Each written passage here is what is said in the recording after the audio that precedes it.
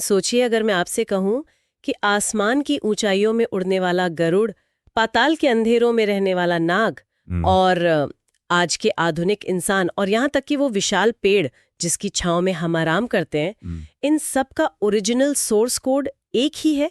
मतलब एक ही पिता से जुड़े हैं सब। बिल्कुल।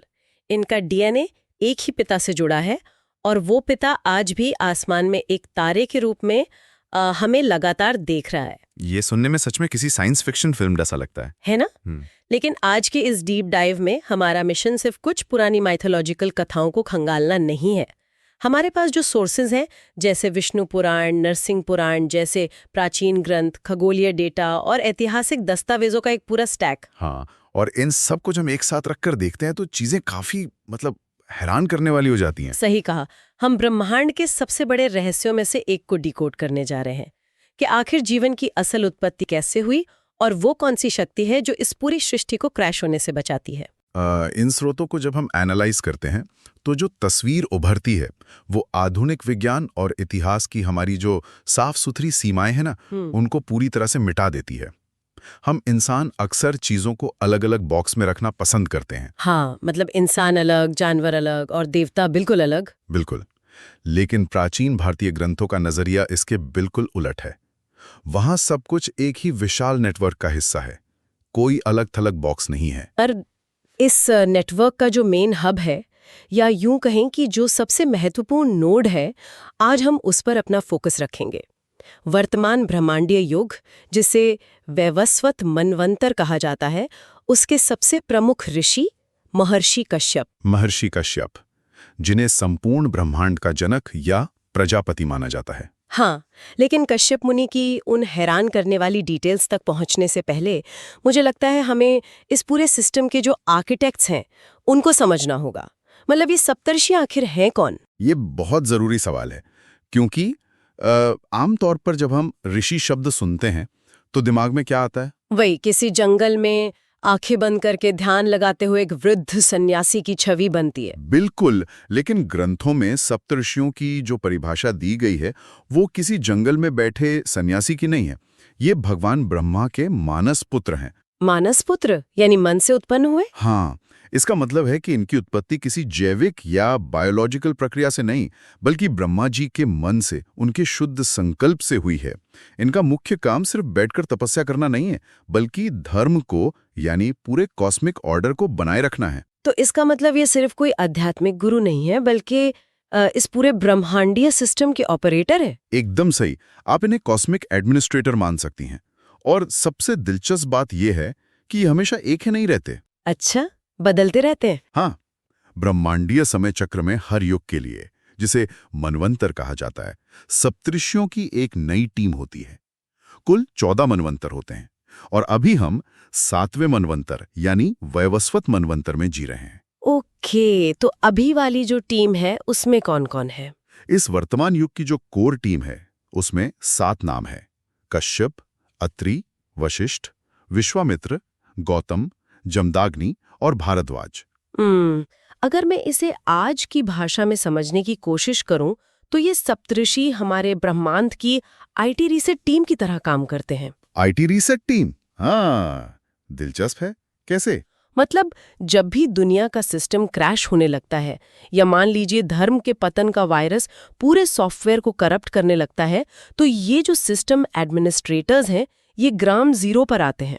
हाँ, बिल्कुल। ये वेदों के मूल ज्ञान का बैकअप ड्राइव लेकर आते हैं और पूरी दुनिया के ऑपरेटिंग सिस्टम को रीसेट कर देते हैं।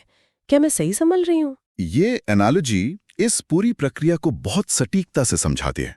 अगर आप इस मौजूदा टीम के पोर्टफोलियो को गहराई से देखें तो आपको समझ आएगा कि ये सिर्फ एक आध्यात्मिक रीसेट नहीं है।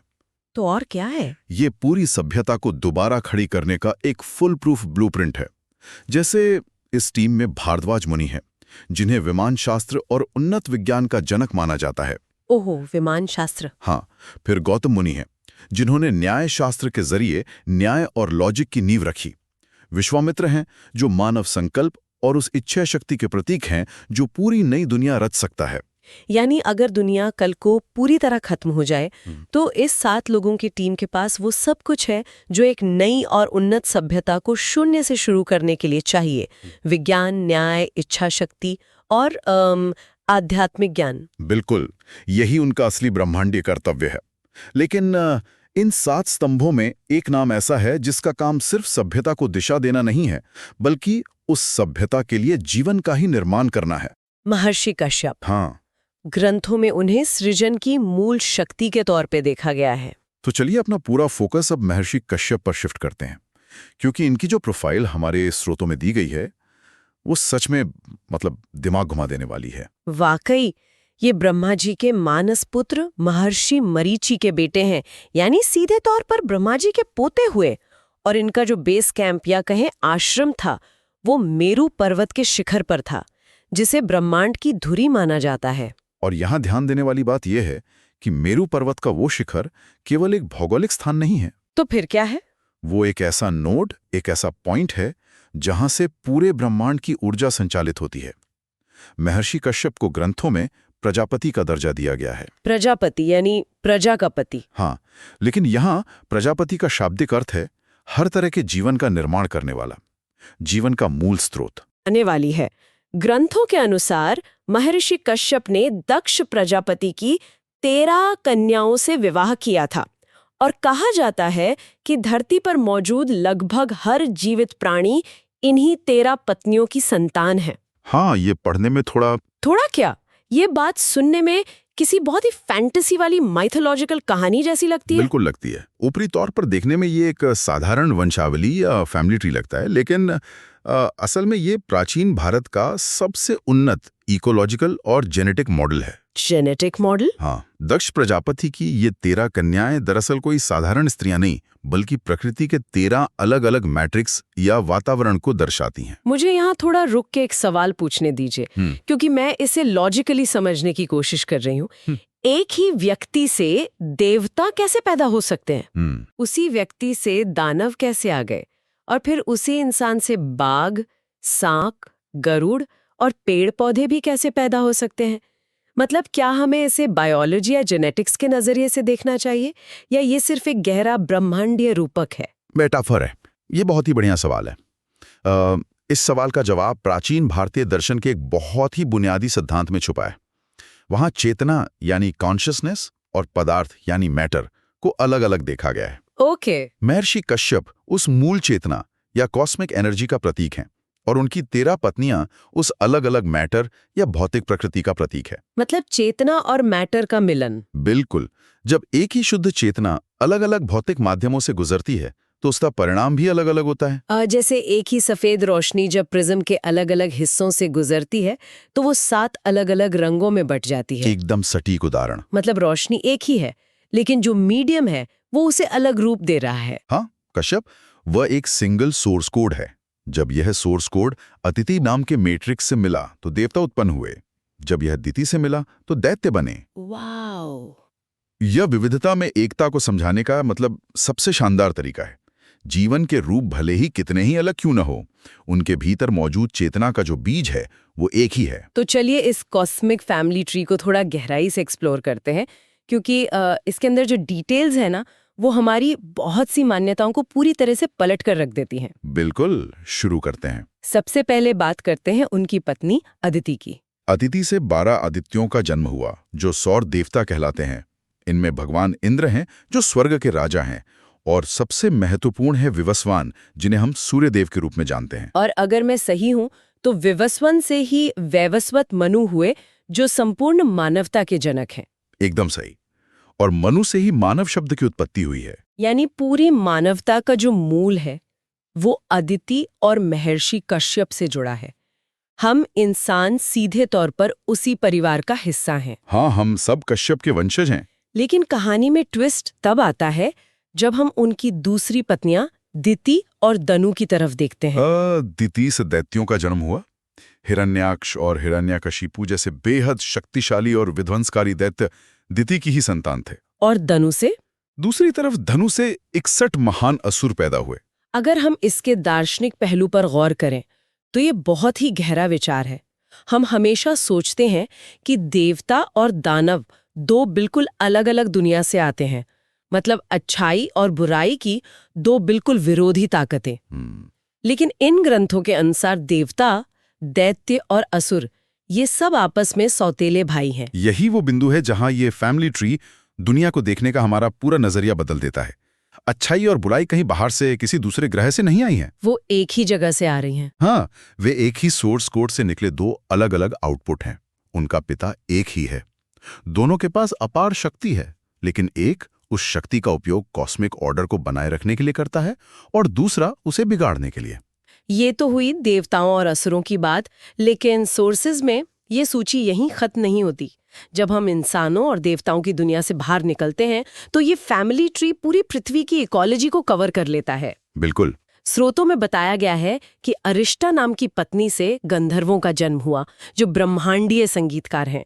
सुरसा से विद्याधर आए और खसा से यक्ष तथा राक्षसों का जन्म हुआ। और जब बात जीव जंतुओं की आती है तो ये वर्गीकरण और भी हैरान करने वाला हो जाता है। उनकी पत्नी सुरभि से गाय, भैंस और खुर वाले सभी पशु उत्पन्न हुए। ताम्रा से बाज और गिद्ध जैसे शिकारी पक्षी आए। क्रोधवशा से बाघ और शेर जैसे हिंसक जानवर पैदा हुए। मुनि से अप्सराएं आईं। मुझे जो दो नाम सबसे ज्यादा दिलचस्प लगे वो हैं विंता और कद्रु। विंता से महान गरुड़ का जन्म हुआ, जो भगवान विष्णु के वाहन हैं, और अरुण देव जो सूर्य के सारथी हैं। और दूसरी तरफ कद्रु से नागों की उत्पत्ति हुई, जिनमें ब्रह्मांड का भार संभालने वाले महान शेषनाग भी शामिल हैं। यहाँ एक बहुत बड़ा आहा मोमेंट है। मतलब गरुड़ और नागों के बीच की दुश्मनी भारतीय कथाओं में बहुत मशहूर है। ईगल्स और स्नेक्स प्राकृतिक रूप से एक दूसरे के जानी दुश्मन हैं। हाँ, बिल्कुल। लेकिन इस स्रोत के अनुसार वे असल में चचेरे भाई हैं। उनकी ये दुश्मनी कोई बाहरी संघर्ष नहीं है, बल्कि एक ही विशाल परिवार के भीतर चल रही राइवलरी है। ये बहुत ही शानदार ऑब्जर्वेशन है। प्रकृति में प्रेडेटर और प्रे, मतलब शिकारी और शिकार का जो बैलेंस है, उसे ग्रंथों में एक पारिवारिक संबंध के रूप में दर्शाया गया है। ये कमाल का नजरिया है इकोलॉजी को समझने का। और इस पूरी लिस्ट में सबसे चौंकाने वाला नाम है पत्नी ईरा। ग्रंथों के अनुसार ईरा से सभी वनस्पतियां, घास और पेड़ पौधे उत्पन्न हुए। सोचिए, प्राचीन विचारकों की दृष्टि कितनी व्यापक थी। उन्होंने जीवन को सिर्फ खून और मांस तक या हड्डियों तक सीमित नहीं रखा। हाँ, उनके अनुसार एक पेड़ के अंदर भी वही चेतना है जो एक इंसान या एक देवता के अंदर है। जब आप इस पूरी सूची को एक साथ देखते हैं तो आसमान में उड़ने वाले गरुड़ से लेकर जमीन पर रेंगने वाले सांप तक और जंगल के बाघ से लेकर उस पेड़ तक जिसकी छांव में हम बैठते हैं, सभी एक ही कॉस्मिक पिता की संतानें हैं। ये सच में रोंगटे खड़े कर देने वाला विचार है ना? आज हम पर्यावरण को बचाने की बात करते हैं, इकोलॉजी की बात करते हैं। महर्षि कश्यप का ये परिवार दरअसल दुनिया का सबसे पहला और सबसे गहरा इकोलॉजिकल स्टेटमेंट है कि तुम किसी भी पेड़ को काटो या किसी भी जानवर को नुकसान पहुंचाओ, तुम असल में अपने ही कॉस्मिक परिवार के एक सदस्य को नुकसान पहुंचा रहे हो। बहुत खूब कहा। और महर्षि कश्यप ने सिर्फ जीवन की इन विविधताओं को उत्पन्न करके अपना काम खत्म नहीं किया। इतने बड़े और जटिल सिस्टम को चलाने के लिए कुछ नियमों की जरूरत थी। और वो नियम उन्होंने कैसे बनाए? इसी जरूरत को पूरा करने के लिए उन्होंने कश्यप संहिता की रचना की। कश्यप संहिता, मैंने इसके बारे में पढ़ा है। ये केवल धर्म की किताब नहीं है, बल्कि आयुर्वेद, बाल चिकित्सा यानी पीडियाट्रिक्स और समाज व्यवस्था से जुड़ा एक बेहद महत्वपूर्ण ग्रंथ है। बिल्कुल। इस संहिता ने समाज को दिशा देने का काम किया। ये दिखाता है कि एक प्रजापति का काम केवल बायोलॉजिकल क्रिएशन नहीं है, बल्कि उस क्रिएशन को एक सस्टेनेबल तरीके से आगे बढ़ाना भी है। यहाँ से हमारी चर्चा एक और बहुत ही दिलचस्प मोड़ लेती है। स्रोतों में जब मैं आगे बढ़ रही थी तो मैंने देखा कि महर्षि कश्यप का प्रभाव केवल प्राचीन संस्कृत श्लोकों या कथाओं तक सीमित नहीं है। हाँ, उनका प्रभाव भौतिक दुनिया में भी है। उनका एक बहुत बड़ा भौगोलिक फुटप्रिंट भी है, जो आज भी हमारे नक्शों पर मौजूद है। अगर हम भौगोलिक इतिहास और लिंग्विस्टिक्स के नजरिए से देखें तो महर्षि कश्यप का नाम पूरे मध्य एशिया और भारतीय उपमहाद्वीप में गहराई से रचा बसा है। ऐतिहासिक दस्तावेजों के अनुसार दुनिया के नक्शे पे जो सबसे बड़ी खारे पानी की झील है, जिसे हम कैस्पियन सागर कहते हैं, उसका नामकरण महर्षि कश्यप के नाम पर ही हुआ है। प्राचीन काल में इसे कश्यप सागर कहा जाता था जी। और सिर्फ यही नहीं, भारत का जो सबसे खूबसूरत उत्तरी हिस्सा है कश्मीर, उसकी उत्पत्ति भी उन्हीं से जुड़ी है। कश्मीर के इतिहास को लेकर जो प्राचीन ग्रंथ हैं, जैसे कि राष्ट्ररंगिणी, उसमें एक बहुत ही स्पष्ट कथा है। क्या कथा है उसमें? माना जाता है कि कश्मीर की घाटी कभी एक विशाल झील हुआ करती थी, जिसे सती सर कहा जाता था।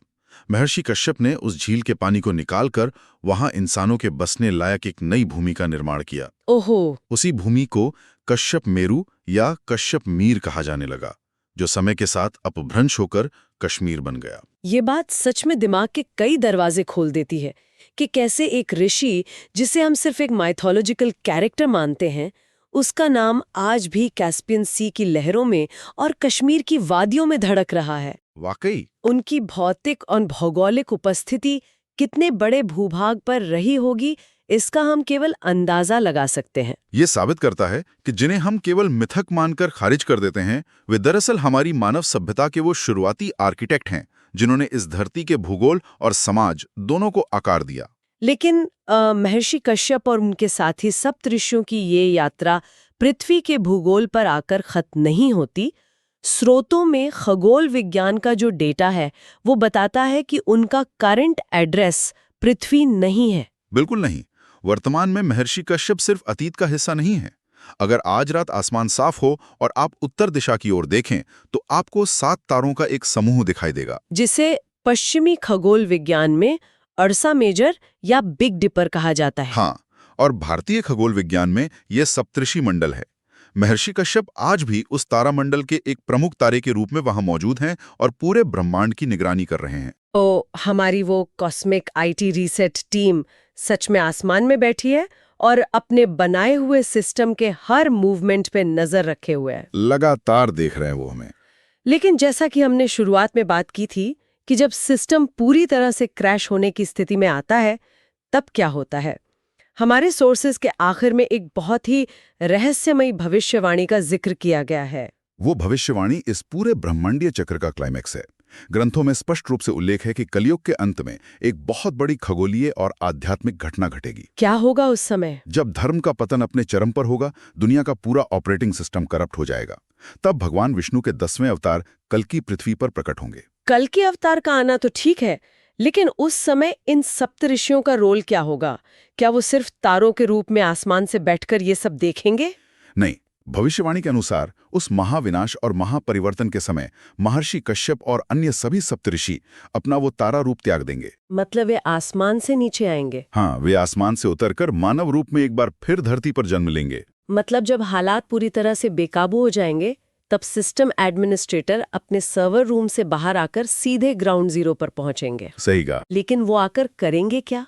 उनका अंतिम मिशन क्या होगा? क्या वो युद्ध लड़ेंगे? नहीं, उनका मिशन युद्ध करना नहीं होगा। उनका कार्य होगा भगवान कल्कि को वेदों, धर्मशास्त्रों और उस खोए हुए शाश्वत ज्ञान का वो बैकअप वापस सौंपना। अच्छा, वो ज्ञान वापस लाएंगे? हाँ, कलयुग के अंत तक जो ज्ञान पूरी तरह से लुप्त हो चुका होगा, ये सप्तऋषि उस ज्ञान को वापस लाकर नए अवतार के मार्गदर्शक बनेंगे।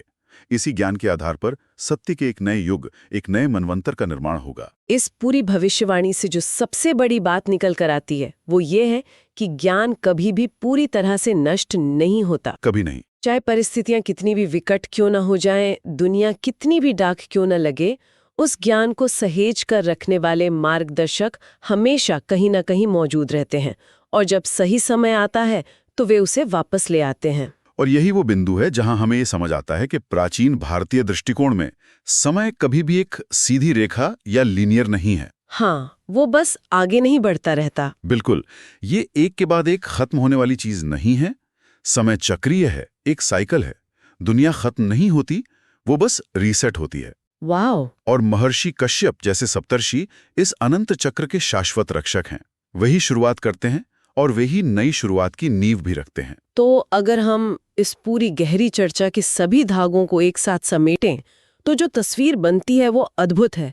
हमने देखा कि कैसे महर्षि कश्यप केवल एक नाम नहीं, बल्कि एक पूरी ब्रह्मांडीय प्रयोगशाला है। बिल्कुल। कैसे एक ही मूल चेतना ने 13 अलग-अलग रास्तों से गुजरकर देवता, असुर, इंसान, गरुड़, नाग और यहाँ तक कि पेड़-पौधों का निर्माण किया। हमने ये भी जाना कि कश्यप संहिता के रूप में विज्ञान और न्याय और कश्मीर व कैस्पियन सागर के रूप में भूगोल आज भी उनकी गवाही दे रहे हैं। और सबसे बढ़कर वे आज भी तारों के रूप में हमें देख रहे हैं और भविष्य के उस बड़े रीसेट के लिए तैयार हैं। ये पूरी यात्रा हमें हमारे अस्तित्व की गहराई और इस ब्रह्मांड के साथ हमारे वास्तविक संबंध को समझने का एक बिल्कुल नया नजरिया देती है। सही कहा। हम ब्रह्मांड में अलग थलग पड़े कोई जीव नहीं है। हम एक बहुत बड़े आपस में जुड़े हुए कॉस्मिक परिवार का हिस्सा हैं। इसी बात से जुड़ा हुआ एक विचार है जिसे मैं इस डीप डाइव के अंत में छोड़ना चाहती हूँ। इस पूरी चर्चा ने अच्छाई और बुराई को देखने का हमारा लेंस ही बदल दिया है। वो कैसे? अगर हम गहराई से सोचें कि दुनिया की सबसे बड़ी अच्छाई यानी देवता और दुनिया की सबसे बड़ी बुराई यानी दैत्य और असुर, दोनों का जन्म एक ही पिता महर्षि कश्यप से हुआ है। हाँ, दोनों एक ही जगह से आए हैं। तो क्या ब्रह्मांड में चल रहा अच्छाई और बुराई का ये शाश्वत संघर्ष वास्तव में किन्हीं दो अलग अलग अजनबी ताकतों की लड़ाई है? ये सोचने वाली बात है। या फिर क्या ये संभव है कि जिसे हम बुराई कहते हैं वो सिर्फ इसी एक बहुत बड़े और जटिल पारिवारिक ढांचे के भीतर संतुलन बनाए रखने का या इकोलॉजी को फोर्स में रखने का एक तरीका मात्र है? बिल्कुल एक बैलेंस बनाने का तरीका। क्या प्रीडेटर और प्रे, अच्छाई और बुराई, प्रकाश और अंधकार, ये सब उस एक ही महान पिता की अलग अलग अभिव्यक्तियां हैं जो ब्रह्मांड को चलायमान रखती हैं? अगली बार जब रात के आकाश में सप्तर्षि मंडल की ओर नजर जाए तो उन चमकते सितारों के पीछे छिपे इस विशाल ब्रह्मांडीय परिवार और उस एक मूल सोर्स कोड को जरूर याद कीजिएगा। बहुत ही गहरा विचार है। शायद वो ब्रह्मांडीय परिवार हमें यही याद दिलाने के लिए चमक रहा है कि अंततः हम सब उसी एक चेतना का हिस्सा हैं,